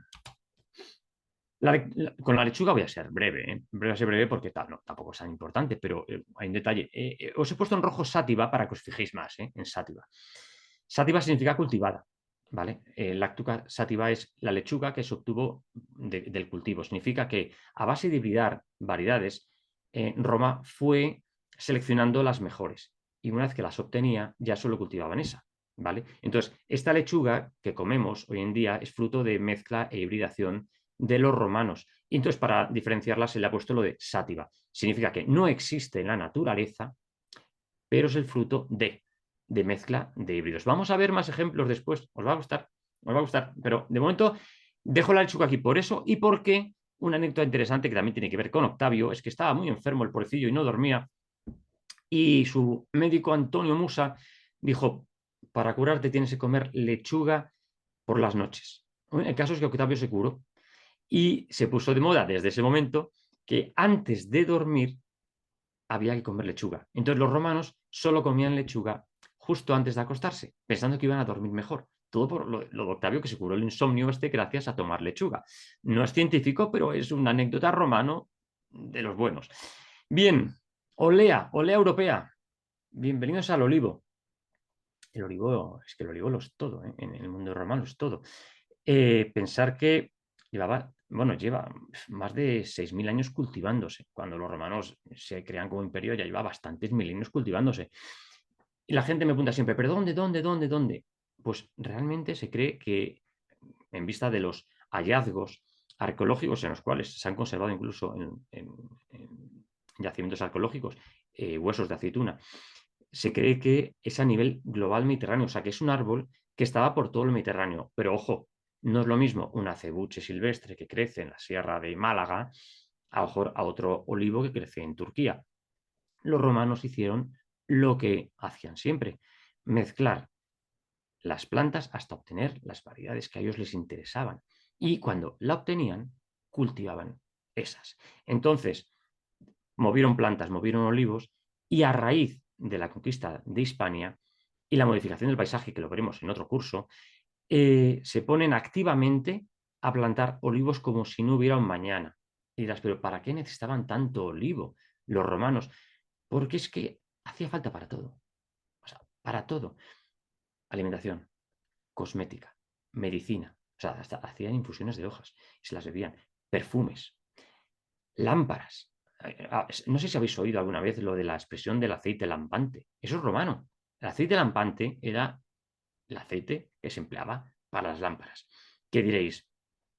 ¿Y por qué usaban aceite de oliva virgen extra para eso? No es que no usaban el virgen extra, que los romanos eran prácticos. ¿Qué hacían? Cosechaban toda la aceituna buena y cuando quedaban las maduradas en exceso, ya que empezaban a pocharse y estaban ya en el suelo pudriéndose, pues todo eso se recogía, se prensaba y se extraía un aceite que olía fatal, tenía un color horrible, con pozos. Ese era el que iba a las lámparas. No se iban a comer ese aceite, era el aceite lampante, era aceituna, pero se aprovechaba todo. La pregunta es, ¿y hoy en día se aprovecha ese aceite? Se aprovecha, pero que ya no sirve para calentar lámparas, para alimentar lámparas. Se come. Cuando ves la diferencia entre aceite virgen extra y aceite refinado, pensar que el refinado es lampante. ¿vale? Ahí lo dejo, hay un proceso largo para quitarle esos olores, un proceso químico, ¿vale? Pero cuando uno ve virgen extra, tiene que saber que eso es zumo de aceituna. Lo otro ya, cuidadito. Ahí lo dejo, información que os doy gratuita, ¿eh? Que es muy práctica y nos sirve lo del lampante para explicarlo. Bien, pero el olivo era mucho más que eso. Todo el mundo más o menos sabe que simbolizaba la paz y la gloria. La paz y la gloria. Y eso viene de los Juegos Olímpicos griegos. En los Juegos Olímpicos era un periodo de paz, digamos, pactada entre países en los cuales no se podía guerrear. Y la gloria venía a implicar a la gloria del vencedor de los Juegos. Bien, entonces, esa simbología perduró en época romana y perdura hasta ahora. O sea, la paloma de la paz, que también, bueno, tiene mucho que ver que el cristianismo diga que la paloma, cuando el diluvio, digamos, empezaron a bajar las aguas, trajo la paloma, la rama de olivo, demostrando que había tierra. Pero bueno, en fin, la primera simbología de la paz viene de los griegos. Entonces, Atenea, si os fijáis, está representada por el olivo. Y Atenea era la diosa de la guerra. Pero bueno, el caso es que había un olivo en honor a Atenea plantado en Atenas. Y cuando Jerjes el persa arrasa Atenas a fuego y sangre, quema el olivo de Atenea diciendo, vale, vale, vale. Esto simboliza la ruina total de Grecia, de esta no se recupera. Lo curioso fue que el olivo rebrotó, por lo que cuentan, y también rebrotaron las energías de los griegos, con lo cual al final, bueno, sabemos que Jerjes terminó perdiendo y los griegos recuperaron no solo el olivo, sino su país, ¿no? Pero es un ejemplo de que el olivo simbolizaba la paz, aunque fuera de Atenea, Atenea la diosa guerrera. De hecho, cuando caía en Roma, por ejemplo, y en Grecia, un rayo en un olivo, se consideraba como un mal augurio. De repente decían, uy, si ha caído un rayo en un olivo, es que va a haber guerra inminente, y entonces la gente se ponía ya a profetizar historias, pero porque tenía asociada la imagen de la paz. Ya. Igualmente, cuando había amenaza de tormenta, en las zonas rurales una tormenta implica posiblemente granizo, pérdida de cosechas. Pues cuando había amenaza de tormenta, la gente corría a sus casas a quemar en el fuego ramas de olivo, confiando que ese humo llegara a las nubes y apaciguara la tormenta. A ese nivel de superstición estamos. O sea, era asombroso. Entonces, aparte, hablamos de un olivo que es una madera durísima. Quien ha tenido que partir una rama de olivo con una sierra sabe que eso parece, vamos, piedra. Por eso la maza de Hércules, aquí les represento, era de madera de olivo, madera irrompible. Decían también que era inmortal, como el ciprés. Y esa inmortalidad, ahora viene lo bueno, también fue asociada al mundo funerario. Entonces, a los difuntos romanos se les acostumbraba a aplicar aceites, obviamente de aceituna, de oliva, y coronas de olivo en el momento de la crema, de la pira o lo que fuera. Y esa práctica también se recicló al llegar el cristianismo. No se podía erradicar. Había cosas tan milenarias que es que no puedes erradicarlas. ¿Y el cristianismo qué hizo? Pues crear los santos óleos. Tal cual, los santos óleos que se aplicaban al difunto. Hacían lo mismo que hacían los romanos y los griegos, pero cristianizado. Con otra explicación, pero la primera, que os la he explicado yo, tiene que ver con esa inmortalidad que se achaca al olivo, ¿vale? Bien, pasado el olivo, llegamos a este, bueno, el madroño, yo imagino, el Arbutus unedo es el madroño, me imagino que lo conocéis, que mucha gente tiene miedo, dice que si te comes un fruto te emborrachas. Bueno, unedo significa que mejor comer solo uno, ¿vale? Unedo viene de un tanto unedo. Que es mejor comer solo uno. Bueno, a ver, los romanos lo que están diciendo es que como es un fruto que tiene grado de alcohol, bueno, en estado de maduración avanzado puede que tenga un poquito más de alcohol. Yo me he comido tropecientos, vamos, ni contentillo, ya os lo digo. Pero bueno, que es un mito muy asociado al madroño. Pero el madroño, no traigo el madroño solo por este detalle, sino porque, para que os deis cuenta que sus hojas eran las más empleadas por el exceso que tiene de taninos, ¿sabes? Los taninos se usan como un método astringente. Entonces, si tienes diarrea, el método más efectivo es una infusión de madroño, que es horrible de beber, pero te corta la diarrea. Entonces, uno de los efectos secundarios de los taninos es que es ese efecto astringente. Bueno, pues tenía ese efecto y su madera es tan dura que era una alternativa fantástica para elaborar, por ejemplo, herramientas o carbón de larga duración, ¿vale? Del madroño se aprovechaba todo, el fruto, la madera y la hoja. Ya, recordad siempre, aprovechamiento integral. Mundo romano es eso, es eso. El quercus suber, lo habréis identificado perfectamente. Suber, ya sabéis, significa corcho. Y los romanos, ¿para qué empleaban el corcho? Ostras, pues tapones de ánforas ya existían de corcho. Colmenas para abejas. Sandalias, las mejores sandalias se hacían con corcho. También las hojas se hacían infusión porque tenían taninos, ¿vale? Y para curtir el cuero va muy bien, por cierto. Y las bellotas, por supuesto, pero prefiero hablar de las bellotas cuando hable del mundo agrícola, ¿vale? La encina, también hablaré de ella más adelante, pero la encina, todo el mundo sabe que es una madera tan dura que los romanos tuvieron clarísimo desde el primer momento que aquellos objetos que iban a tener, que fueran a tener más impacto, debían estar realizados con madera de encina. ¿Qué objetos? Los arados, las ruedas de los carros. ¿Qué es una madera difícil de trabajar? Dificilísima. ¿Pero qué es una madera que te va a durar siglos? También.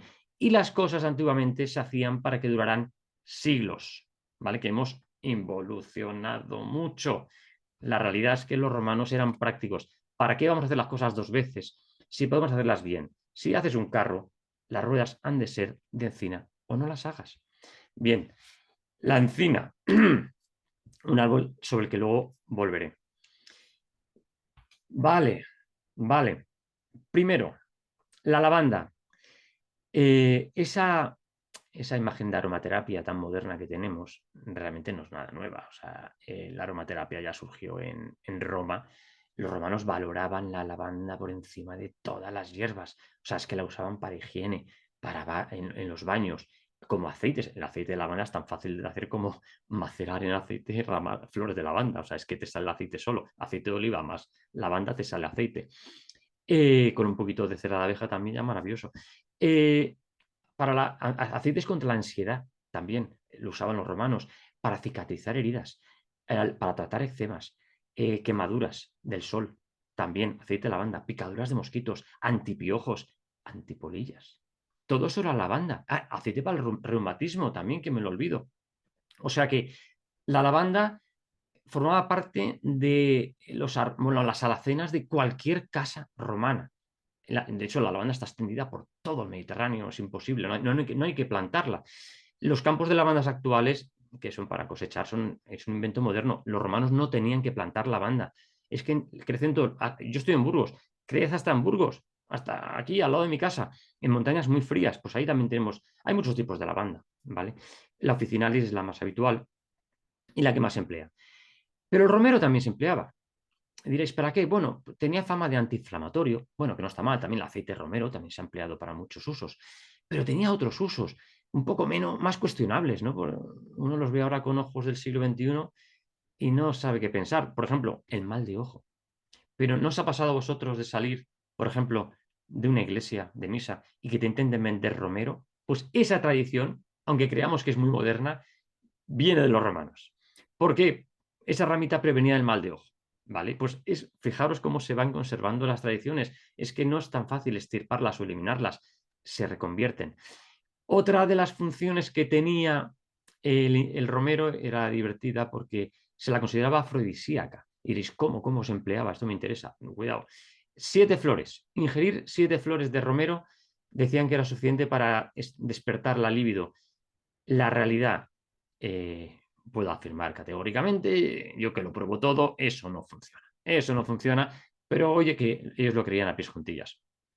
El romero también tenía otra función cuando no había incienso o no se quería usar incienso. Ya sabéis que quemar una ramita de romero, gracias a los aceites esenciales, huele bien. Bueno, pues si no hay incienso, la forma casera mediterránea de toda la vida era quemar romero en los templos, que mal no huele.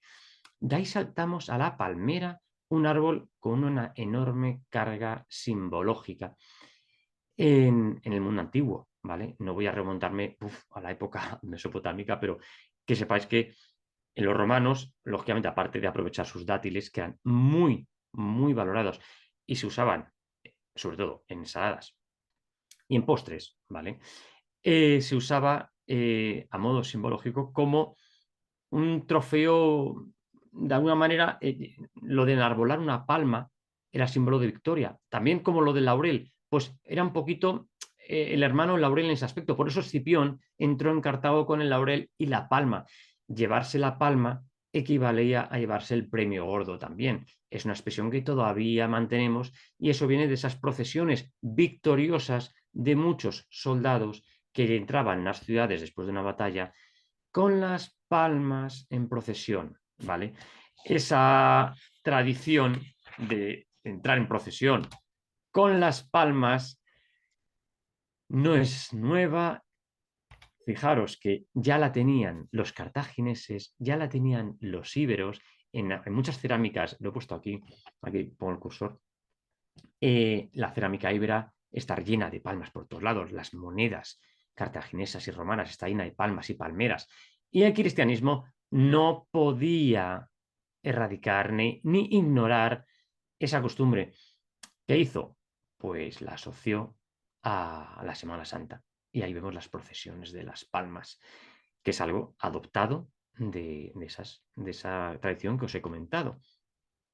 Bien, como veis, los usos cambian mucho, cambian mucho. Piñones, pinos y piñones. Para que os hagáis una idea, los legionarios tenían que viajar largas distancias cargando el mínimo de peso y aprovechando al máximo lo que cargaban. Y una de las cosas que más cargaban para comer eran piñones, una fuente de hidratos y de energía inmensa y muy valorada para esas largas jornadas de caminatas y luego de batallas. Entonces, los piñones eran fundamentales para el mundo romano, no solo para los legionarios, sino porque formaba parte de infinidad de recetas. Sopa de piñones, ensalada de piñones, piñones por todos lados. Está claro que el precio de los piñones no era entonces el que es hoy, ¿vale? O sea, habría muchos esclavos recogiendo piñones y había abundancia de piñones. Hoy en día se están volviendo muy prohibitivos, siendo un manjar que nos da la naturaleza, que aporta un montón de nutrientes, pero que cada vez se come menos precisamente por eso, porque no es porque haya escasez de pinos piñoneros, que los hay, y el Imperio Romano ayudó a extender los pinos, lógicamente, por el imperio, porque no en todos lugares crece el pino piñonero, cuidado, hay muchos tipos de pinos, unos dan piñas que ni siquiera dan piñones. Bueno, pero el caso es que, aparte de eso, el pino se empleaba para más cosas. Antes os he hablado de los barnices que se obtenía del lentisco, bueno, pues que más de los pinos, la resina de los pinos se empleaba para barnices, para pegamentos, para antimosquitos, e incluso había gente que la masticaba igual que lo del almácigo, ¿no? Entonces, el pino también era aprovechamiento integral. Todos los campos de pinos plantados, pasa que muchos de los que veis ahora los plantó en la época de Franco, ¿vale? Pero eso viene también de muy atrás. Esos enormes monocultivos de pinos vienen de época romana. O sea, el monocultivo, para que os hagáis una idea, aunque eso lo ampliaré en el futuro en otro curso, el monocultivo es antinatural. No existe el monocultivo en la naturaleza, ¿vale? Cuando veis un bosque de pinos o un bosque de robles, hemos metido mano. Tiene que haber mezcla. Si no hay mezcla, es que ahí ha pasado algo. ya hablaremos. Ya os he dado pistas cuando os he dicho que los romanos modificaron el paisaje. ¿Pero por qué? Porque son prácticos y tenían que aprovechar el espacio. Entonces, si necesitamos pinos, plantemos pinos. Y este no me sirve para nada, pues a quemarlo en las termas. Así de directos. Así directos eran. Entonces, aparte de todo eso, también tiene su simbología. Por ejemplo, la piña cerrada simbolizaba a las jóvenes vírgenes. En cambio, abiertas ya simbolizaban otra cosa totalmente distinta. La fecundidad, por eso, en los casamientos ya aparecían adornados los novios también con ramilletes de piñas abiertas. Y a Baco, el cetro de Baco, si os fijáis, a veces va con piñas abiertas. Acordaros, Baco, fecundidad. O piñas o manzanas. El cetro de Baco puede ir con piña abierta o manzana. Y ya que hablamos de manzanas, una cosa que muy poca gente sabe. El manzano del paraíso. No sé si habéis leído la Biblia, pero en Génesis viene, que decía que el árbol del bien y del mal crecía en el paraíso. Dice el árbol del bien y del mal. Nunca dice el manzano. Pero en latín se lee bonum et malum, bien y mal. En latín, malum, mal, se parece mucho a malus, manzano. Era el nombre latino del manzano. Esa sinonimia hizo que la gente, la tradición popular, asumiera como una cosa normal y de sentido común que el árbol del paraíso era manzano, cuando jamás se dice que fuera manzano. Entonces, claro, la Iglesia tampoco va a discutir eso. Bueno, si la gente cree que es un manzano, pues déjales que crean que es un manzano. ¿Para qué vamos a discutir? La realidad es que el manzano, la palabra manzana, viene a significar algo como fruta rara o extranjera o misteriosa, que encaja mucho con lo del árbol del paraíso, ¿no? Un árbol bastante misterioso. Pero, ¿y qué? ¿Cómo os quedáis si os digo que la guerra de Troya fue culpa de una manzana? La gente dirá, este se ha vuelto loco. No, no, no, no, no. O sea, tal cual os lo digo. Es que a mí me gusta leer mucho la historia y la mitología también, claro, forma parte de lo que hay. Y luego será más mentira, más verdad, pero la guerra de Troya, que para mí es bastante mítica, no es muy histórica, yo creo que si volvéis a leerla os daréis cuenta. Vamos a la boda de Peleo y Tetis, dos jóvenes que quieren invitar a los dioses a su boda, ¿vale? Dos jóvenes griegos. Y el caso es que nadie quiere invitar a una diosa en concreto, a la diosa de la discordia llamada Eris, ¿vale? Porque todo el mundo sabe que donde va Eris, la lía. Entonces nadie quiere invitar a Eris. Y en la boda de Peleo y Tetis se presenta Eris, con una manzana en la mano. A esa boda habían existido muchísimas diosas y dioses de todo. Y entonces todo el mundo estaba mirando a Eris diciendo, uy, que la va a liar, ay, que la va a liar. Entonces se acercó a Hera, Afrodita y Atenea, a las tres diosas divinas de la muerte, guapísimas. Y cogió Eris y delante de todo el mundo arrojó una manzana y dijo, para la más bella. Ellas se pelearon por la manzana. Lógicamente, las tres se consideraban la más bella. Entonces no se ponían, hubo una pelea enorme, un cisco, imaginaos el cisco. Pues dijeron, un árbitro, por favor. Y nombraron a París.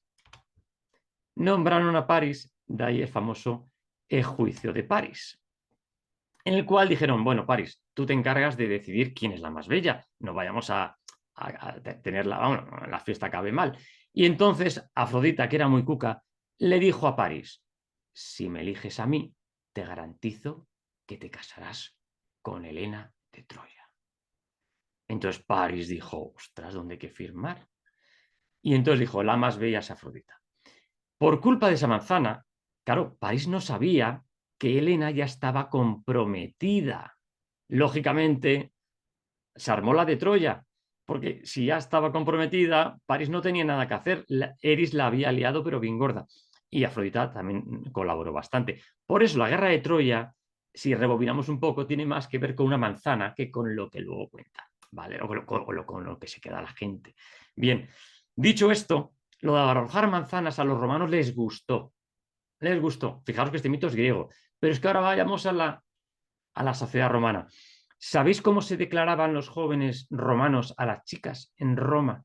Es muy divertido y es muy práctico. Yo siempre digo, la palabra práctico la he dicho muchas veces, pero es que los romanos me han demostrado que lo son, muy inteligentes. No se ha complicado la vida. Todo el mundo sabe que es un mal trago enorme el momento que tienes que declararte a una chica. Pues lo simplificaron. Cogiendo este mito, le dieron una vuelta y dijeron, vale, los chicos arrojaban una manzana a las jóvenes.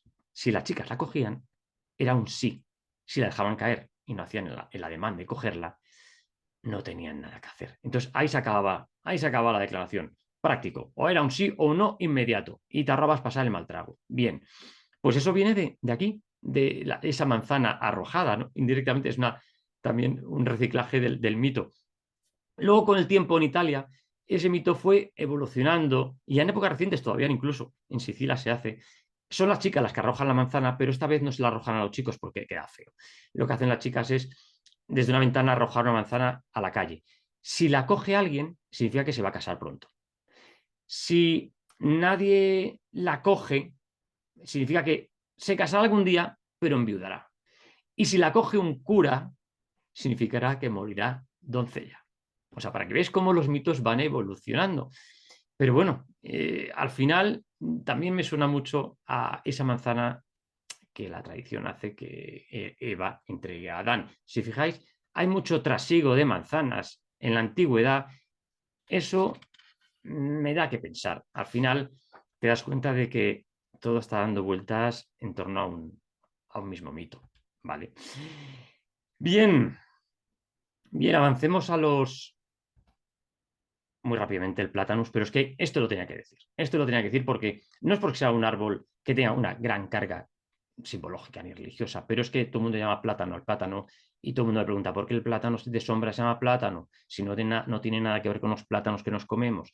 Bien, el plátano de sombra se llama plátano antes de que llegaran los plátanos comestibles o bananas a Europa. Bien, ¿de dónde viene el nombre?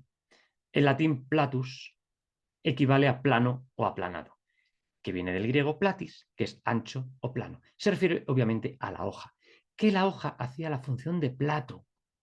Para las gentes humildes, muchas veces metían la comida en el plato y luego comían sobre esa hoja. Y luego desechaban la hoja, la tiraban y ya está. Eso es más ecológico imposible. Y de ahí salió plátano, una hoja plana, aplanada, plátano.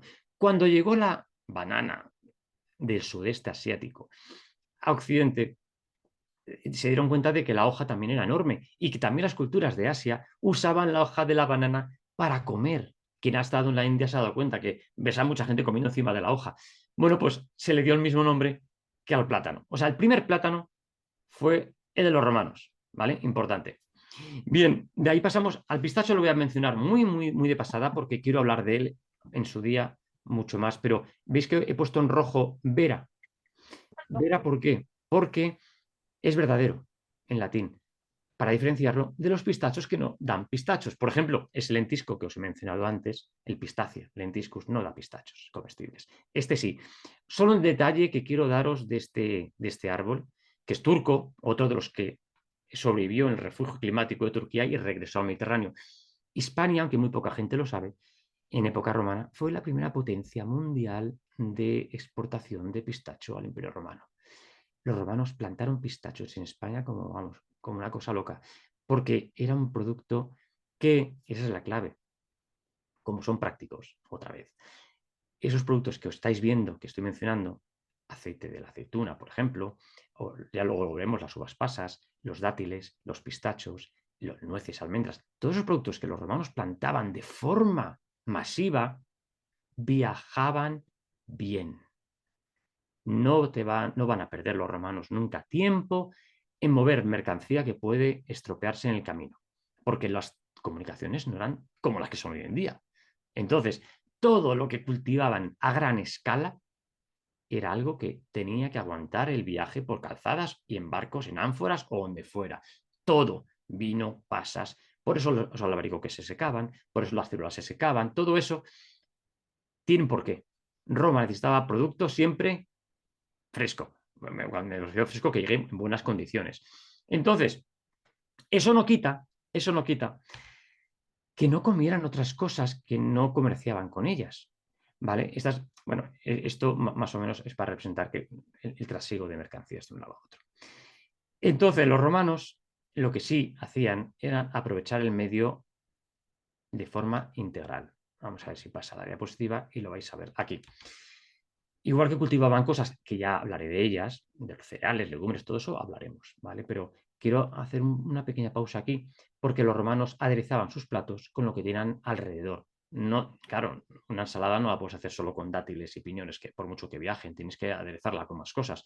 Entonces, los romanos movieron de un lado a otro del Mediterráneo todas esas verduras caseras que, aunque no iban a viajar, sí que te mejoraban culinariamente las recetas. Aquí os he puesto 3 ejemplos. Os voy a dar los nombres populares para que las pongáis ojos, porque si no va a sonar. La romaza es el rumex, el bledo es el amaranto blitum y el diente de león es el taraxacum officinale. Espérate, voy a enseñaros otras más para que también pongáis cara a otras. Vale. El Chenopodium album es el cenizo. Ojo, Chenopodium, que sepáis que esta es prima hermana de la quinoa. ¿Vale? Los que no tienen idea de dónde sale la quinoa famosa, qué tan de moda está, bueno, pues que sepáis que es prima de esta, pasa que americana, ¿vale? Pero bueno, el cenizo, el Galium aparine es el amor del hortelano y el borago es la borraja. Todas estas plantas se comían y se sembraban en las huertas. Ahora se consideran casi todas, y por la mayoría, malas hierbas, porque otras verduras que dan más volumen de comida han ocupado el espacio. y la gente ha simplificado mucho, mucho, mucho, mucho las recetas. Se comía más variedad de plantas antes. Es como yo cuando llegué aquí a Burgos, yo no he vivido siempre en Burgos, pero cuando llegué aquí a Burgos, yo quise conocer el entorno de mi comarca de forma exhaustiva para saber con qué recursos alimenticios contaba alrededor. Entonces ya identifico, mira, aquí están las ortigas, aquí las borrajas. Pues ya sé lo que crece, ya sé de dónde puedo tirar si me apetece comer algo. Eso mismo hacían los romanos. Cuando llegaban a un sitio, tenían que documentar perfectamente lo que había. ¿Que había borraja? Pues comían borraja y la sembraban. Que había Galeona parine, la comían. No hacían ascos a nada porque sabían que era comestible. Con el cambio de las modas, la extensión de acelgas, coles y verduras un poco más voluminosas, estas hierbas se abandonaron, literalmente se abandonaron. Muy poca gente las consumía. Ya en la Edad Media todavía, pero ya en época moderna, vamos, cuatro labradores.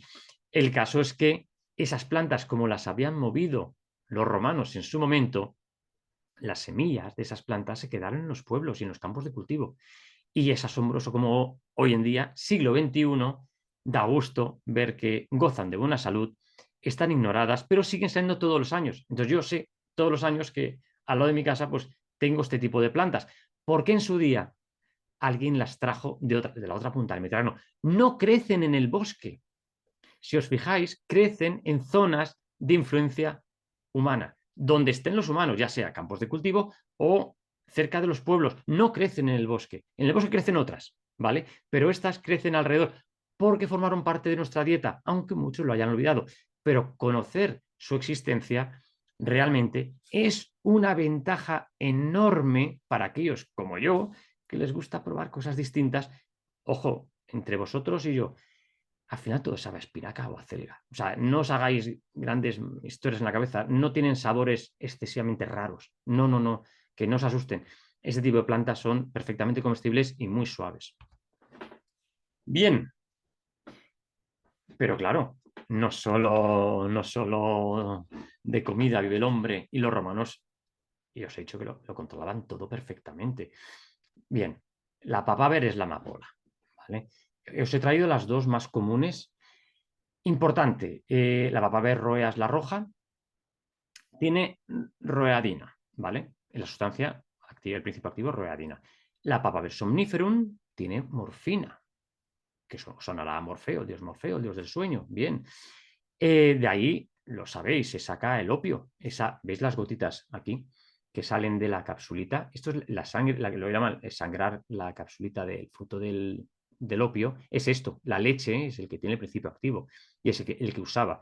En época romana se usaba para adormecer a pacientes con dolores o que van a tener una cirugía o ese tipo de cosas. No se usaba tanto como droga lúdica como ha pasado posteriormente. Ojo, esta papaver, esta amapola, crece por todos lados, ¿eh? O sea, crece aquí, crece en Alicante, en todos lados, en todo el Mediterráneo está. Es natural del Mediterráneo, no la trajo nadie. De hecho, nosotros, cuando digo nosotros, digo el mundo occidental, la exportó a lugares como Afganistán, como a India, a China, pero es mediterránea y siempre se usó con finalidad medicinal para, como narcótico. Ojo, os he dicho que la roeadina no es como la morfina. El principio activo es tan suave que no te va a producir el efecto que te produce la amapola blanca, que es esta que veis en el centro, la somniferum. Ojo, se comen los pétalos de ambas, se comen en ensalada. Los romanos la comían. Se comían las semillas de la amapola, exquisitas. Las semillas no tienen principio activo, ni de una ni de otra. Podéis coger perfectamente las semillas y añadirlas a cualquier receta de postre o lo que queráis porque alimenta muy bien. Y los romanos se la comían toda enterita. Pero no solo usaban... Vale, bebo agua porque si no me va a fallar la voz. Lolium temulentum os sonará con otro nombre, la cizaña. Pero no es famosa porque es una gramínea, no es famosa porque nos comamos el grano, de hecho no se come el grano. Ya en época de Virgilio, decía que era una maleza peligrosa, Sí, porque esta gramínea está atacada por un hongo que se llama el cornezuelo, que en el grano de la cizaña provoca diatilamina de ácido lisérgico, por otro nombre, LSD. Esa LSD luego fue sintetizado en laboratorio en 1938 en Suiza, pero el original se crea en el grano de la cizaña de forma natural por un hongo, ¿vale? Ese nadie lo quería en el mundo romano porque estropeaba los cultivos. Tú a la hora de cosechar, si había un exceso de grano infectado por cornezuelo, entre el trigo o crecía cizaña, significaba que ese cereal va a quedar de peor calidad. Nadie quería un pan que te diera dolor de cabeza, que al final era lo que daba, lógicamente. Quedaros con eso. El LSD ya lo conocían los romanos y lo despreciaban. No querían saber nada de él, pero es que, claro, es una gramínea que se camufla muy bien entre los campos de cereales. Bien, de ahí pasamos al cannabis sativa. Cannabis sativa, cultivada. ¿Os acordáis que os dije que sativa era cultivada, no? Pues es que el cannabis se cultivaba. Es de Mongolia, pero es que llegó en épocas muy remotas ya al imperio griego, bueno, imperio griego, al mundo griego.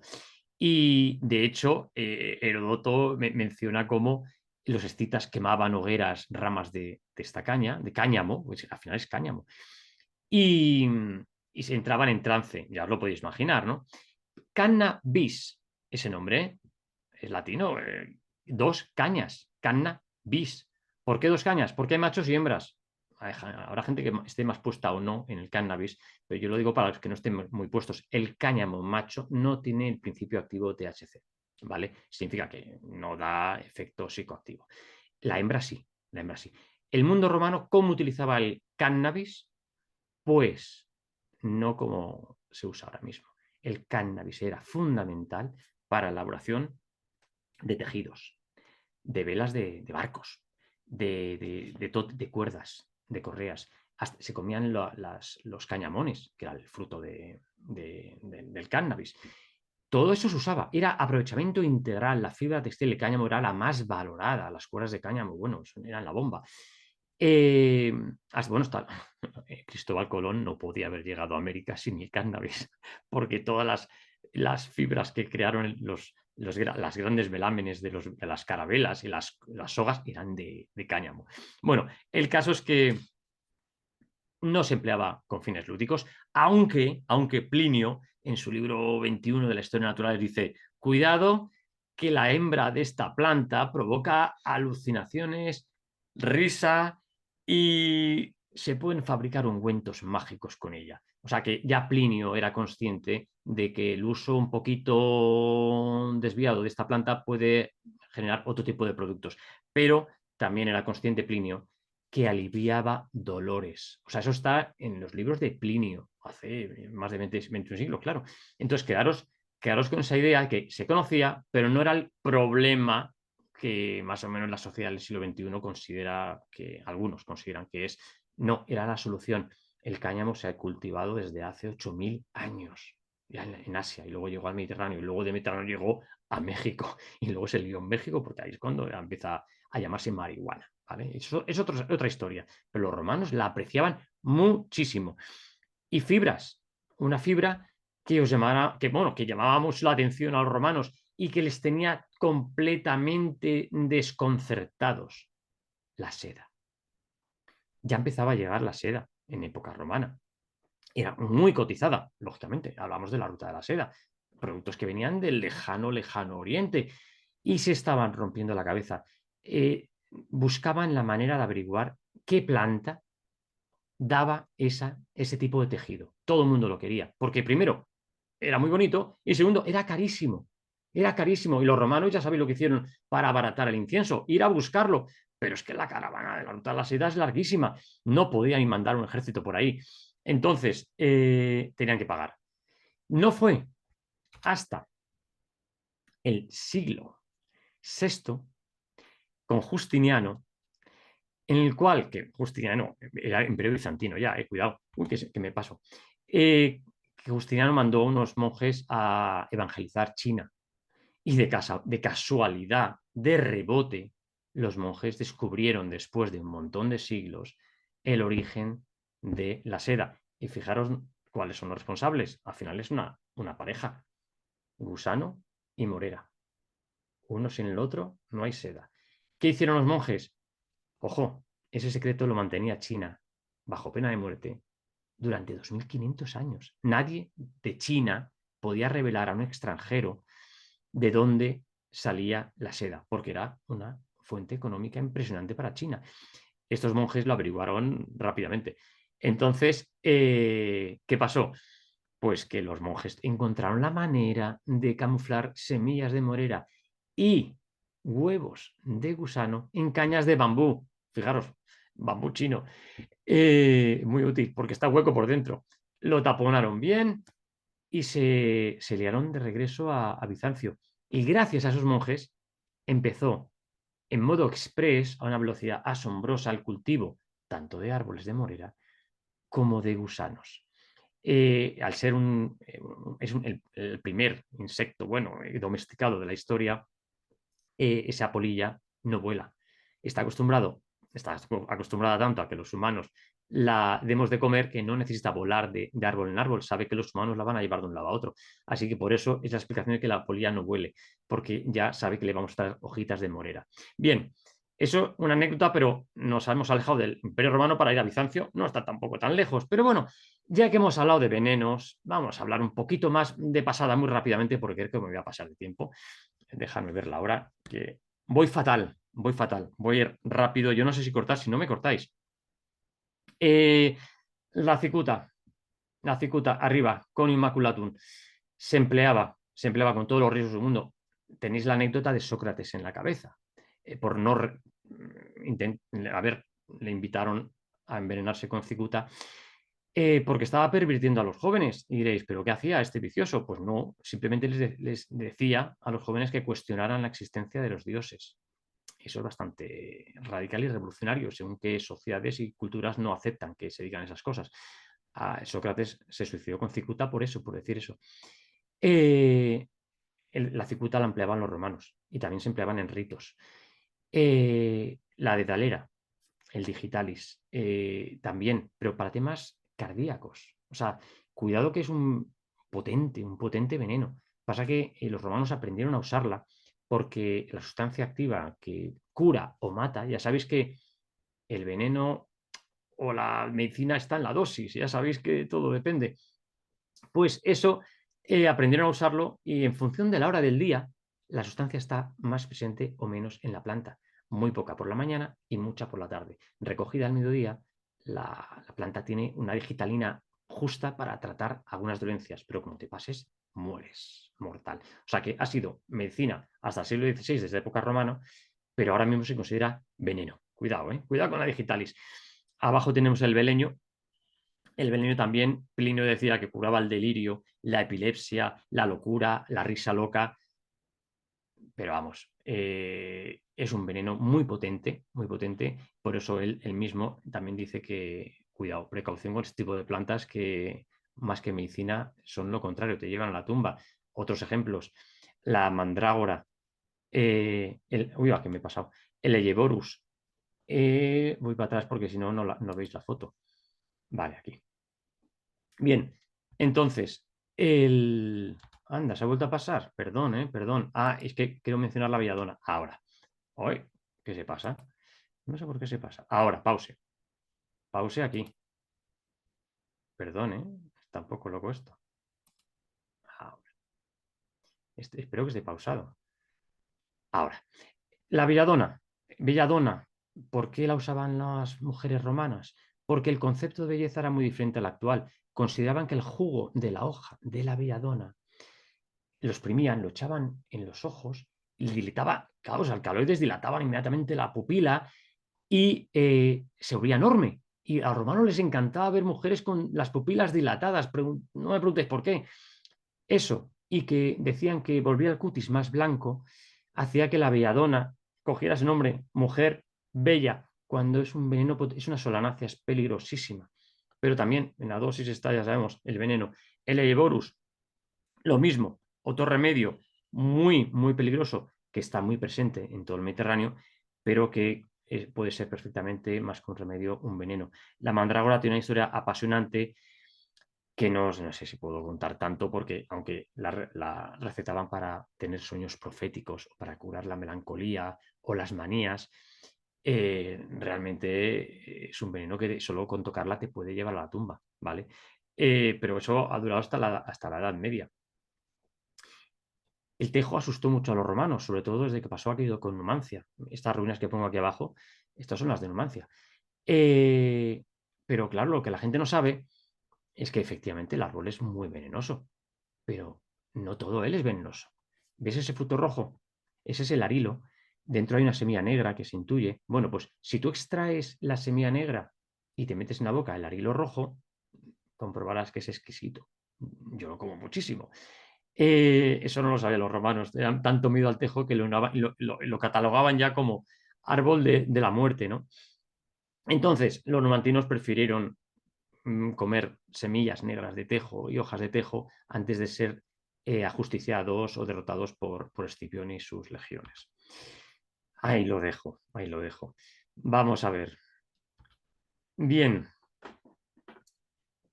La vid. Hay una cosa muy bonito que recogió Ovidio en su obra Amores, que decía esta frase que coloco aquí en la tinta bonita, que viene a traducirse como el olmo ama la vid y la vid no abandona al olmo. Es que los romanos inventaron una cosa que indirectamente ha sido el desastre de los olmos. Fijaros, he puesto aquí un olmo con uvas colgando. ¿Sabes esa frase de no le pidas peras al olmo? Esa es una frase, viene de esa época, de Roma. No es que no le podías pedir peras, le tenías que pedir uvas. Porque los campos de cultivos de uvas eran árboles de olmos. Porque la parra de uva es una trepadora. Y los romanos, hasta que consiguieron controlar con la poda y crear parras bajas, que esos los campos que tenemos en la mente, ¿no? de La Rioja, esos campos inmensos que no son trepadoras, están controladas. La parra es una trepadora. Y para poder cultivarla, usaron olmos. ¿Por qué? Porque tiene una raíz muy profunda que no afectaba a las raíces superficiales de la vid. Entonces la vid crecía sobre los olmos y tenía un poquito de sombra en verano, que iba bien, ¿vale? Y recolectaban fácilmente, como un emparrado. ¿Qué pasó? Que los romanos eligieron un tipo de olmo concreto, a que llamaron atinio. Y ese olmo, ese único olmo, fue el que usaron. Dijeron, uy, crece, este va tan bien para la uva, esta variedad de olmo va tan bien que solo vamos a hacer esquejes de ese olmo. Si tú haces esquejes solo de un olmo, la variabilidad genética desaparece. Son clones. Si todos son clones, en el momento que llegue una enfermedad, todos serán igual de resistentes, o mucho o nada. Y pasó. Cuando los olmos se han extinguido en el siglo XX, por culpa nuestra, por cierto, por mover maderas de un lado a otro del mundo, hemos traído un escarabajo que ha traído un hongo, la grafiosis, han muerto todos los olmos prácticamente, porque todos eran genéticamente herederos de este olmo atinio de los romanos. Porque los romanos no se complicaron, usaron uno solo. Bien, de la vid, porque me tengo que ir abreviando, por si no, la gente tendrá que, imagino, que cenar algún día, que sepáis que la corona de Baco también estaba hecha de parra de uva. Y la famosa frase in vino veritas equivalía a decir que a la gente que está bajo los efectos del alcohol decía la verdad. Pero igualmente, quizá por eso, prohibieron los romanos a las mujeres beber vino. Catón el Viejo decía que los maridos debían besar a las mujeres para comprobar si las mujeres habían bebido vino, y en ese caso castigarlas. Plinio el Viejo hablaba de una mujer llamada Ignacia que había sido condenada a muerte por beber vino. Y Ovidio hablaba de que las mujeres que bebían vino eran más propensas a la infidelidad y al escándalo. Por eso prohibieron el vino a las mujeres, ¿vale? Que lo tengáis en claro. Fiestas del vino, los romanos tenían muchos. La vinalia y la meditrinalia, que se hacían antes de la cosecha, bueno, en la primavera y luego después de la cosecha, al final servían para invocar a los dioses y pedir protección a los cultivos, purificación de las gentes y recuerdo de los espíritus. Mezclaban vinos antiguos con modernos y eso era como una tomatina pero con alcohol. Vamos, para entendernos. Pero bueno, el caso es que se realizaban esos festivales y también, si os fijáis, las libaciones, que era algo mucho más serio. Esas libaciones que eran tanto para expresar gratitud, pedir favores o aplacar la ira de los dioses, se ha venido realizando sobre altares y sobre dioses prácticamente hasta hace 2 días. De hecho, ya hemos visto que había muchos dioses, y lo veremos después, asociados al vino y al pan. Veremos más ejemplos. Estoy yendo un poco más rápido porque sé que tengo que acabar. Pero Baco, os he dicho que tenía corona de uvas, pero fijaros de la izquierda, también se representaba mucho, este es un cuadro más moderno, pero con hojas de hiedra. ¿Por qué? Porque los romanos estaban convencidos de que la hiedra mitigaba los efectos del vino. Entonces, pones una corona de hiedra, te quitaba parte de los efectos. Aparte, como era símbolo de eterna juventud, porque la hiedra siempre es verde y está lozana, por eso a Baco siempre le representaban joven. Nunca veréis un Baco viejo, porque Baco, gracias a la hiedra, a la corona de hiedra, siempre estaba joven. Perfecto. Bien. Siguiente. Esta es una anécdota que no voy a contar, que tiene que ver con el vino y con los cartagineses, porque si no me vais a matar, Pero sí quiero que os fijéis en esto. Os he dicho que los romanos eran ya muy supersticiosos, vean dioses en todos lados, plantas asociadas a dioses, y estos cuadros más modernos es un ejemplo perfecto de que nos reúne a un grupo de dioses clásicos, pero para que veáis, cuando la gente ve este cuadro, a lo mejor ve personajes así, no entiende muy bien qué está pasando. Todos son plantas. Todos son plantas. El autor, Nicolas Poussin, o Poussin, no lo sé decir bien en francés, disculpas. En este cuadro llamado El reino de la flora o El triunfo de Flora, también lo llaman, todos los personajes pertenecen a la mitología y son plantas. Es muy bonito, porque si bien el personaje central es Flora, aquí tenemos a Clitia observando a Apolo, que por observar es tan enamorada de Apolo, fue convertida en heliotropo, condenada a ver siempre el sol de este a oeste. Esta es Clitia. Luego tenemos a Jacinto, que le dio un golpe en la cabeza a un disco y se convirtió en Jacinto, de lo bello que era. Tenemos a la anémona que sale del muslo. De todos los personajes está Azafrán, Crocus, está Narciso mirando el estanque aquí, Ajax, que se convierte en Dedalera. Es un ejemplo de que los dioses estaban representados por plantas y las plantas, a su vez, necesitaban una personificación divina. Eran formas de explicar las cosas a la gente para que las entendiera. Luego tienes a Ceres, aquí a la derecha, que si os fijáis, siendo la diosa de la agricultura y demás, y os fijáis, meten amapolas, meten las margaritas, que son siempre el bacirón, la flor azul esta, porque en todo campo de cereales también crecían otro tipo de plantas y también esas plantas las aprovechaban. Entonces, cuando representan a Ceres, tanto en la antigüedad como en la época del Renacimiento y posterior en el Barroco, siempre va asociado a todas las hierbas que aprovechaban los romanos. Bien. Me lo voy a saltar, me da pena saltarme este. Vladimir, Dime. disculpa, mira, ¿Qué pasa? me da mucha pena porque estamos disfrutando y aprendiendo muchísimo. Lo Pero sé, voy a proponer una cosa. he pasado. Supongo, no, vamos, seguiría, pero sé que, bueno, quizás podríamos cortar aquí Sí, y lo dejamos, vamos, emplazado a otro momento que te invitaremos con mucho gusto. yo encantado. Sí, no te preocupes porque Eres un pozo de sabiduría. es que yo me lo temía, pero es que, claro, esos temas tan bonitos que a veces cuesta Sí. resumirlos. Ya estaba yo sufriendo, ¿sabes? Entonces, yo encantado de volver a participar cuando me digáis, porque como ves, este asunto da para Sí, horas. desde luego, desde luego. Ahí lo Como dejo. me decías, mira, nos quedamos con San Isidro Vale, y nos quedamos con muchas ganas de saber qué nos ibas a decir de él. vale. Desde luego, bueno, por aquí estoy leyendo felicitaciones, que, bueno, muy interesante, que van a utilizar el material con mucho gusto y aprovechamiento Qué bien. y que desde luego sé que cuento con los inscritos para la próxima porque, bueno, y que te sigan también, di por favor dónde pueden seguirte. Pues, a ver, ¿dónde pueden seguirme? Pues aquí, aquí, en el Jardín del Calvo. No fui muy original, ¿verdad? Es fácil, es fácil. Pero vamos, que sí, que no hay ningún problema. y ya me guardo todo lo que ha faltado y alguna cosa más y ya habrá ocasión. Si es que lo bueno que tiene estos temas es que no caducan, están ahí en el pasado Claro. esperando que recordemos, así que yo encantado, no os preocupéis.